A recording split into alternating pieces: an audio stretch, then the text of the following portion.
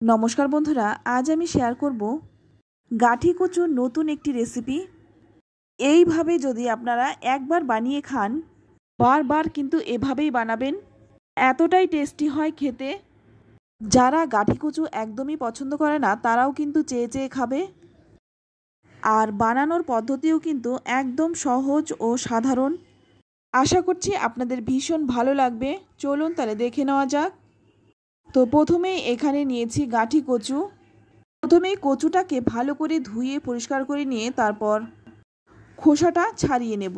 তো দেখুন এইভাবে কিন্তু আমি খোসাটা পরিষ্কার করে ছাড়িয়ে নেব।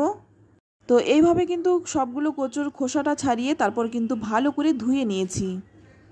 এবারে দেখুন পরিষ্কার একটা কাপড় দিয়ে সবগুলো কচুই মুছে নিলাম।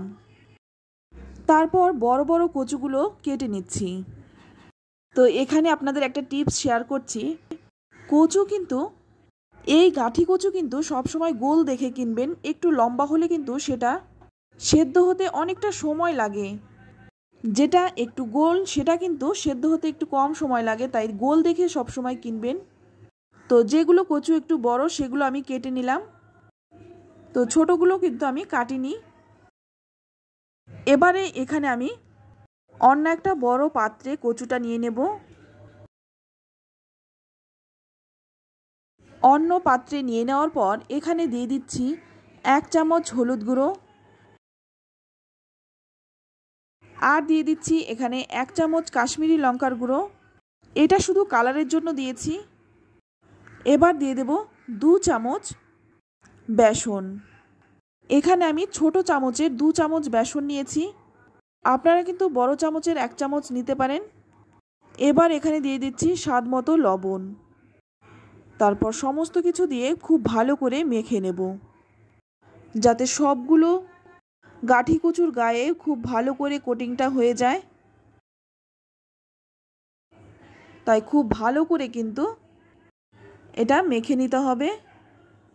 এবার এটাকে মেখে 10 থেকে 15 মিনিটের মতো রেস্টে রেখে দেব। এতে করে মশলাটা কিন্তু খুব ভালো করে কচুটার গায়ে লেগে যাবে। এবার অপর দিকে কড়াই গরম করে নিয়ে এর মধ্যে দিয়ে দিলাম 3 চামচ সর্ষের তেল। তেলটা ভালো করে গরম করে নেব। এবারে দেখুন এদিকে কিন্তু আমি 15 মিনিট রেস্টে রেখে দিয়েছিলাম। এখন কিন্তু আরও একবার খুব ভালো করে মেখে নেব। তো মাখার পরে কিন্তু মশলাটা আরও ভালো করে কচুর গায়ে লেগে যাচ্ছে। এবার এই গরম তেলের মধ্যে কচুগুলো দিয়ে দেব। অনেকেই কিন্তু গাঠি কচু সেদ্ধ করে তারপর রান্নাটা করেন, তবে এই রান্নার ক্ষেত্রে কিন্তু কচুটা সেদ্ধ করব না। এইভাবে যদি কচুটা ভেজে সেটা কিন্তু খেতে বেশি ভালো হয়।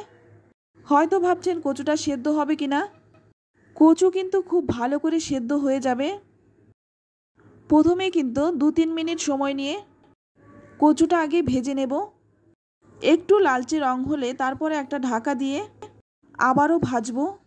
এটা ভাজতে ভাজতে অপর দিকে দেখুন এখানে আমি একটা মশলা তৈরি করে নেব। তাই নিয়ে নিলাম 1 চামচ কালো সর্ষে, দিয়ে দিলাম 2টো কাঁচা লঙ্কা, 1 ইঞ্চির মতো আদা আমি টুকরো টুকরো করে দিয়েছি, একটা মিডিয়াম সাইজের টমেটো বীজটা ফেলে তারপরে দিলাম, আর দিয়ে দিচ্ছি একটা মিডিয়াম সাইজের পেঁয়াজ।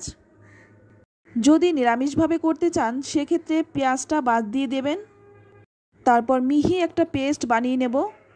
তো দেখুন একদম মিহি করে একটা পেস্ট বানিয়ে নিলাম। এবার দেখুন ঢাকনাটা খুলে নিলাম। তারপর একটু নেড়েচেড়ে দেব। একটু নেড়েচেড়ে নিয়ে আবার কিন্তু একটা ঢাকা দিয়ে দেব। এইভাবে যদি ঢাকা দিয়ে দিয়ে কচুটা ভাজা হয় সেক্ষেত্রে কিন্তু কচুটা খুব ভালো করে ভাজাও হবে, আবার নরমও হয়ে যাবে। তো দেখুন কচুটা কিন্তু অনেকটাই নরম হয়ে গেছে, আর কিন্তু ভাজার প্রয়োজন নেই। এবার কিন্তু নামিয়ে নেব। তো সবগুলো কচুই কিন্তু ভেজে তুলে নিলাম। এবার দেখুন কচুটা ভাজার পরে কিন্তু তেল একটুকু কমে যায়নি, যেটুকু তেল দিয়েছিলাম সেইটুকুই আছে। তো আমার এখানে এতটা তেল লাগবে না, তাই আমি 2 চামচ তেল তুলে নিলাম। এবার ফোড়নে দিয়ে দিচ্ছি হাফ চামচ গোটা জিরে। ফোড়নটা কয়েক সেকেন্ড ভেজে নিয়ে এবার এখানে দিয়ে দিচ্ছি বেটে রাখা মশলাটা। তো সম্পূর্ণ মশলাটা দেওয়ার পর মশলার জারটা ধুয়ে কিন্তু সামান্য একটু জলও দিয়ে দিলাম। এবার এই মশলাটাকে কিন্তু খুব ভালো করে কষিয়ে নিতে হবে। মশলা যত ভালো করে কষানো হবে রান্নাটা কিন্তু তত বেশি ভালো হবে, তাই মশলাটা কিন্তু খুব ভালো করে কষিয়ে নিতে হবে। মশলা থেকে জলটা যখন শুকিয়ে যাবে তখন এর মধ্যে দিয়ে দিচ্ছি হাফ চামচ জিরে গুঁড়ো, হাফ চামচ দিয়ে দিচ্ছি ধনে গুঁড়ো, আর দিয়ে দিচ্ছি হাফ চামচ হলুদ গুঁড়ো। এবার দিয়ে দিচ্ছি স্বাদ মতো লবণ। লবণ কিন্তু ভাজার সময় দিয়েছিলাম, তাই সেই কথা মাথায় রেখেই কিন্তু লবণটা দিয়ে দিলাম। একটু নেড়েচেড়ে নিয়ে তারপর একটা ঢাকা দিয়ে ঢেকে আমি 5 মিনিট রেখে দিয়েছিলাম। তো এবার দেখুন মশলাটা কিন্তু খুব ভালো করে কষানো হয়ে গেছে। এবার এর মধ্যে দিয়ে দিলাম ভেজে রাখা কচুটা। তবে কচুটা দিয়েও কিন্তু মশলার সাথে খুব ভালো করে কষিয়ে নেব। সামান্য একটু জল দিয়ে দেব যাতে করে কষানোটা খুব ভালো হয়।